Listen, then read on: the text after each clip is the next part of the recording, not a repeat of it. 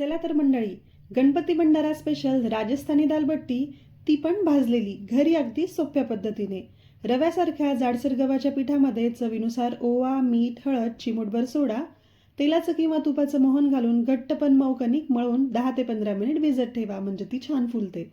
चुरम्याकरता त्याच पिठामध्ये चिमूटभर मीठ घालून घट्ट पण मऊ कणिक मळून ती पण 10 ते 15 मिनिट भिजत ठेवा. तूर, मूग, मसूर डाळ समप्रमाणात घ्या.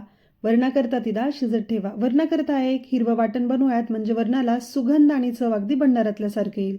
एक कांदा, 8 ते 10 लसूण पाकळ्या, 1 इंच अद्रक, मूठभर कोथिंबीर घालून हिरवं वाटण तयार करा. तेलात जिरे, मोहरी, कढीपत्ता, हिंग याची खमंग फोडणी तयार करा. तयार झालेला हिरवं वाटण त्यात घाला, परतवून घ्या. बेसिक सगळे मसाले घाला, पाणी घालून एक चांगली उकळी येऊ द्या. उकळी आल्यानंतर शिजलेलं वरण त्यात घाला, म्हणजे तरी आणि कलर चांगला येतो. कोथिंबीर घाला. आप्पे पात्राला तूप लावा, असे कणकेचे म्हणजेच बट्टी तयार करून घ्या.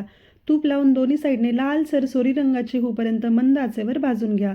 त्यानंतर 5 मिनिट तुपात भिजत ठेवा, म्हणजे बट्ट्यांना चव छान येते. चुरम्याकरता आता जी बट्टी आपण तयार करून घेतली होती ती बट्टी हाताने चुरून घ्या किंवा पल्स मोडवर मिक्सरमधनं असा त्याचा भुगा करून घ्या. भरपूर तूप घाला, किसून घेतलेला गूळ घाला. इथे चुरमा तयार झाला.